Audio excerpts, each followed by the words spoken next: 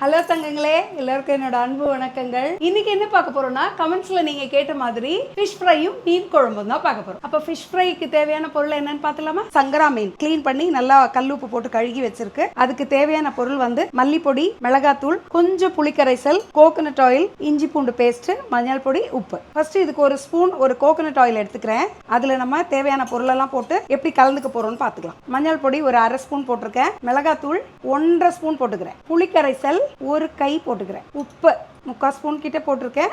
உங்களுக்கு எவ்வளோ மீனோ அதுக்கு தேவையான அளவுக்கு உப்பு போட்டுக்கலாம். இஞ்சி பூண்டு பேஸ்ட்டு குட்டி ஸ்பூனுக்கு ஒரு அரை ஸ்பூன். மல்லிப்பொடி ஒரு 1/4 ஸ்பூன் போடுறேன். ஓகே, இதை நல்லா கலந்துக்குவோம். அப்போ மீனை நல்லா மசாலாலெல்லாம் நல்லா பெரட்டி வச்சாச்சு. ஒரு 1/2 hour இதில் நல்லா ஊறட்டும். அதுக்குள்ளே நம்ம மீன் குழம்பு எப்படி பண்ணுறது பார்த்துக்கலாம். அப்போ மீன் குழம்புக்கு தேவையான மீனை அதே மாதிரி மசாலாலே பெரட்டி வச்சிருக்கேன். நம்ம குழம்புல போடுறதுக்காக நல்லா ஒரு கை சின்ன வெங்காயம் எடுத்து கட் பண்ணி வச்சிருக்கேன்.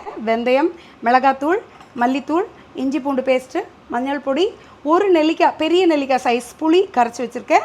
எண்ணெய், கோகனட் ஆயிலில் தான் மீன் குழம்பு பண்ண போகிறோம். ஓகே, அப்போ நான் 2 ஸ்பூன் கோகனட் ஆயில் ஊற்றிக்கிறேன். இந்த ஆனியன் வதக்கிறதுக்காக அதில் ஒரு 1/4 ஸ்பூன் வெந்தயம் போட்டுக்கலாம். இப்போ மீன் குழம்புக்கு தேவையான தக்காளி 3 மீடியம் சைஸ் தக்காளி எடுத்திருக்கேன். 4 பச்சை மிளகாய் எடுத்து கீறி வச்சிருக்கேன். வெந்தயம் நல்லா பொரிஞ்சிடுச்சு. இப்போ சின்ன வெங்காயம் போட்டுக்கலாம்.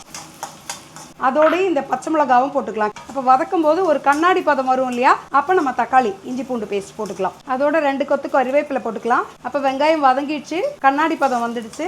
இப்போ கட் பண்ணி வச்ச தக்காளி போட்டுக்கலாம். இஞ்சி பூண்டு பேஸ்ட் சின்ன ஸ்பூனுக்கு 1 ஸ்பூன் போடுறேன். உப்பு ஒரு 3/4 ஸ்பூன் போடுறேன். மீன் பெரட்டி வச்சதுல ஒரு 1/4 டீஸ்பூன் போட்டு பெரட்டி வச்சிருக்கேன் நான். அப்போ தக்காளி நல்லா வதங்கி வர ஸ்டேஜ்லேயே ஒரு 1.25 ஸ்பூன் மிளகாத்தூள் போட்டிருக்கேன். ஒவ்வொரு வீட்டில் காரத்துக்கு ஏற்ற மாதிரி, மீனோட அளவுக்கு ஏற்ற மாதிரி இந்த அளவு மாறுபடும். மல்லிப்பொடி ஒரு 3/4 ஸ்பூன் போட்டுக்கிறேன். எல்லாமே நல்லா வதங்கிடுச்சு. இப்போ நம்ம கலக்கி எடுத்து வச்சிருக்க புளி ஊற்றிக்கலாம். இப்போ கொதிக்கும் போதே தேவையான அளவு கொஞ்சம் தண்ணி ஊற்றிக்கலாம். ஏன்னா மீன் போட்ட பிறகு தண்ணி ஊற்றக்கூடாது. அப்போ நான் ஒரு 1/4 கிளாஸ் தண்ணி ஊற்றுறேன். நல்லா கொதிச்சு வருது.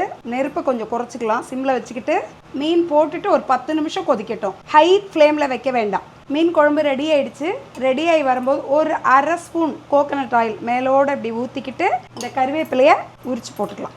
அப்போ மீன் குழம்பு ரெடி, ஆஃப் பண்ணிக்கலாம். இப்போ நம்ம ஃபிஷ் ஃப்ரை பார்த்துக்கலாம். கடாய் சூடான உடனே தேவையான அளவு தேங்காய் எண்ணெய் ஊற்றிக்கலாம். 2 கொத்து கறிவேப்பிலை போட்டுக்கலாம். எண்ணெய் காஞ்சிடுச்சு.